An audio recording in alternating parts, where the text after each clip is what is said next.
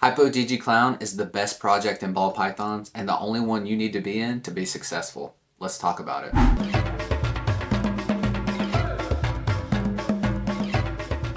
Happy Pura Vida Tuesday. I'm Cody with Pura Vida Pythons. Welcome back to the channel. This week we're going to be talking about the Hypo Desert Ghost Clown project. And quick disclaimer, there's tons of awesome projects in ball pythons. That's what makes it such a cool hobby to be in. So if you're not a huge fan of Hypo Desert Clown, you. But everyone has their own strategies and different ways they approach ball pythons, and we respect that, and we think all these projects are really cool. We just really love the Hypo DG Clown project.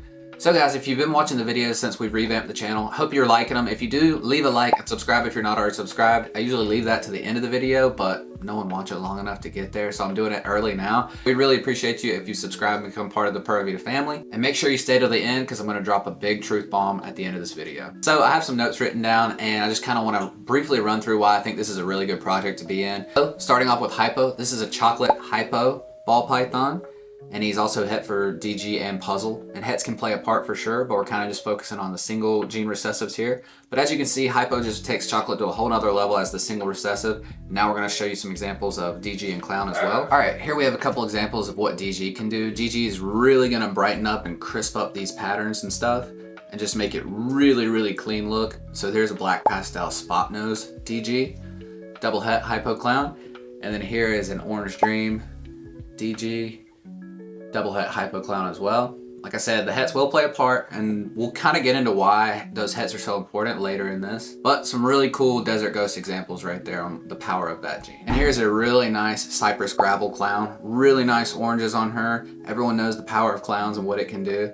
And just showing you exactly this is what we're going to be talking about here in a minute, is layering on the Hypo and the Desert Ghost onto combos like this.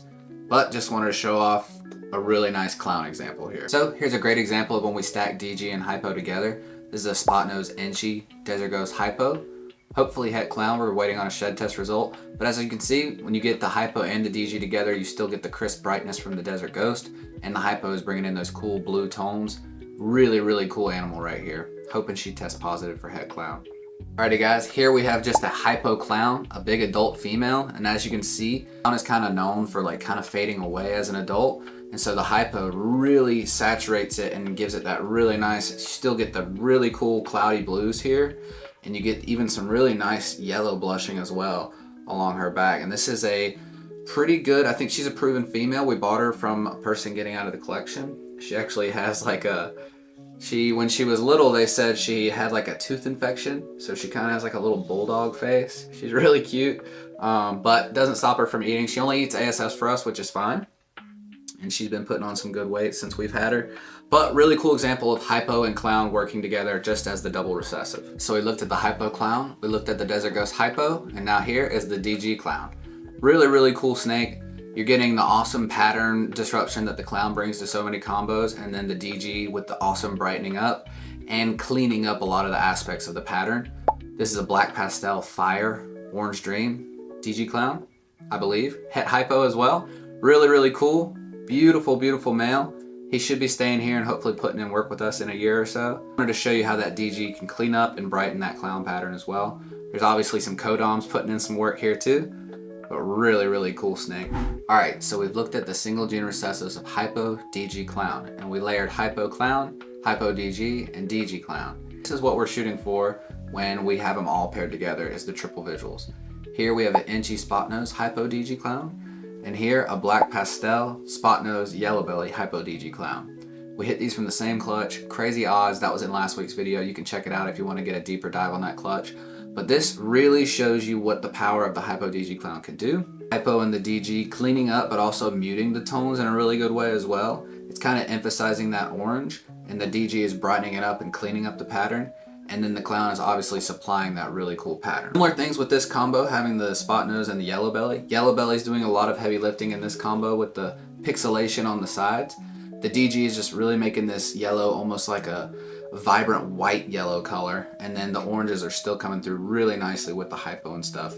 being accentuated there. So now we can kind of get into some theory why I think Hypo DG Clowns is just such an incredible project to be a part of. And all the stuff I'm about to say can pretty much be applied to other projects as well, but I think Hypo DG Clown kind of glue together better than most. The reason for that is Hypo, Desert Ghost, and Clown are bedrock foundational genes in most of collections. Probably 99% of breeders and keepers out there have some of those, at least one of those recessives. Now, I'm sure there's going to be some that don't work with any of them. Like I said, probably 99% of the hobby has at least one of those. And as we just took a look at those snakes, we saw that individually they did some crazy stuff, and then stacked in double and triple recessives, they make some incredible snakes, and they work with probably most incomplete dominance in the hobby as well.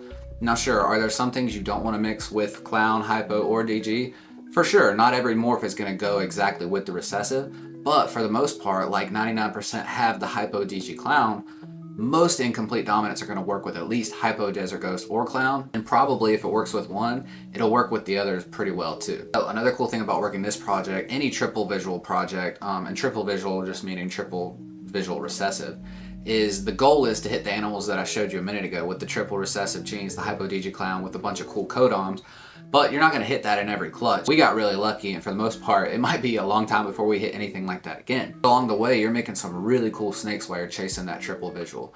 Like the Black Pastel Fire Orange Dream that we looked at, the Spot Nose Inchy Hypo DG, stuff like that. You have better odds when you're obviously working with all three with hets and visuals on both sides of the pairings. And we'll talk a little bit more about that here in a second. So we're going to talk about the word byproduct. It's kind of a weird word, I guess, when you're working with living animals, but when you're on this side of the breeder things, byproduct is just something that, like, say we were chasing the Black Pastel Spot Nose Yellow Belly, Hypo DG Clown. Along the way, we're hitting Black Pastel Spot Nose DG, double het Hypo Clown, maybe we needed a male, needed a female. That's what I'm referring to when I say byproduct.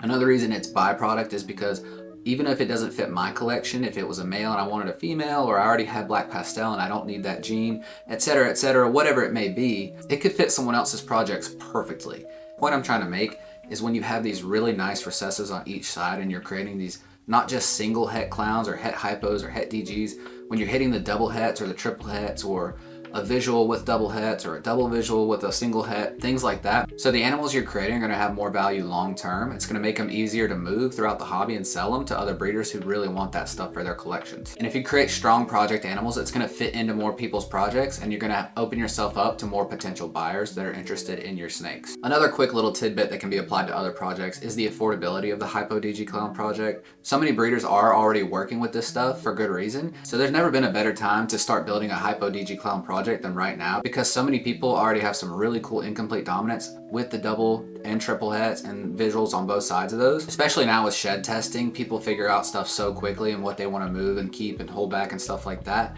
And so there's just so much available right now on the market that you can get at a really good price to build your own collection and take it your own way. Another quick little point is project longevity and stability. When you're working with recessives, they're harder to hit animals. And so when you're working with the double and triple recessives as well, it's supply and demand, so it's harder to hit these animals, so the value is going to be there longer. I'm no business major, I'm no economics major, anything like that. It just makes sense to me with supply and demand that if you can't readily just recreate this stuff, that people are going to be chasing it for longer, building their collections around it longer. Just like when I was getting in, I'm sure you heard this too if you're a breeder or maybe just even a hobbyist level, that Clown is dead. There's nothing left to do in Clown. There's still so much to do in Clown. So now take that concept and then add Hypo. There's so much to do in Hypo Clown. Now take DG and add it to that concept. There's so much left to do in Hypo DG Clown. And there's already a really cool roadmap because we've seen so many cool Clown combos. And like I was saying earlier, that doesn't mean add Hypo and DG to every cool Clown combo, because a lot of single gene Clown stuff will look better than if you add the Hypo and DG. So that's where it's up to us as breeders in the project to find how can Hypo and DG make Clown even better. And that's the really fun part. But we do have a really cool roadmap because we've seen so many people put in a lot of legwork with the Clown project already. And so we can add our own little flavor of Hypo DG and layer it onto that and just make some really, really cool stuff. So this is how we built our Hypo DG Clown project. There's a ton of ways to do it, and everybody's way is going to be different. It all depends on budget, your goals, your planning, your roadmap, everything like that. Like I said, this is just how we did it. So when we first invested, we got 3 or 4 girls with some double heads and triple heads involved with like 3 or 4 codoms each. and we just were growing them up. And along the way, we did some other stuff with some just mostly clown stuff. And then we bought a black pastel Hypo DG het clown. And the reason for that is we only had one het hypo girl in the whole collection. And so we wanted to spread the hypo gene around more while also trying to hit the DG clown stuff. That turned out to work really well for us. Like I said, there's probably a ton of different ways to do it. Ideally, you would want your females to all be triple visual with awesome codoms and your powerhouse male to be the same. But for most people, that's not really viable. So a good example is this girl right here. This is an inchy spot nose DG clown het hypo that we bought from Canova. I think she's around 1,000 grams right now. Really, really pretty, cool snake. I love the blushing on her head, really yellow, and a really sweet temperament too. This is the first time I've had her out for videos, and she's been really, really nice hanging out with us for this long film session.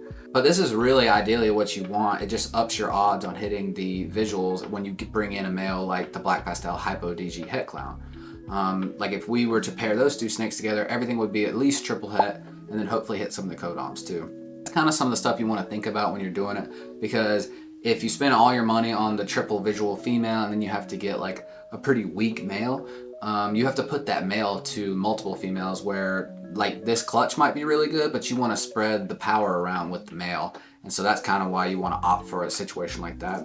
This is nothing new for like a lot of breeders that have been to it. If you didn't know that, hopefully that brought some value to you. Like I said, there might be better and different ways to do it. Some people I'm sure are like, just spend all your money on females, and that is probably true in a sense. Like if you are building a collection, you might want to, and you want to grow up some snakes, you might want to spend a good chunk of change on your females, because this girl right here will probably be with us for as long as we're doing ball pythons, because she's so just like genetically stacked.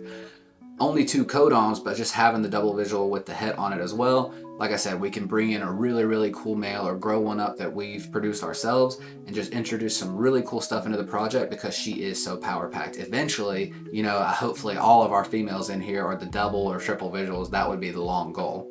So here's the truth bomb I was telling you about earlier in the video.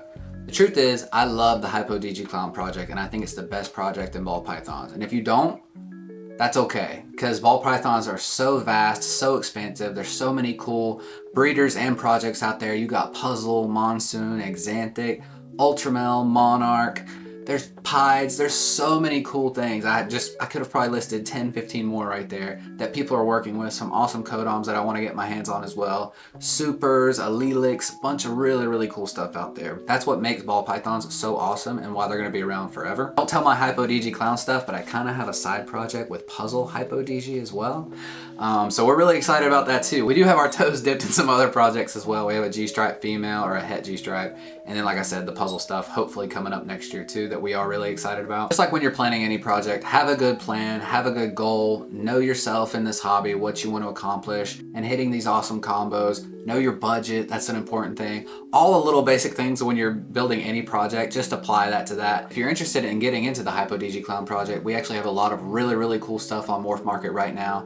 Males, females, single visuals, double visuals, triple hets with a bunch of cool codoms in there as well. Go check it out, the link is in the description. And follow us on Instagram, it's Pura Vida Pythons over there too. The link to our Morph Market will be in that, and the link to our YouTube over there as well, if YouTube's not your thing. If you see anything on Morph Market that you're interested in, message me on there or Instagram. I'd love to talk to you guys about snakes and get some of our snakes in your collection. Nothing will make me happier than that. I love sending out snakes. I think we have snakes in like 15 states across the country. So I want to be in 50 in a couple years. I want a snake in every state pretty much.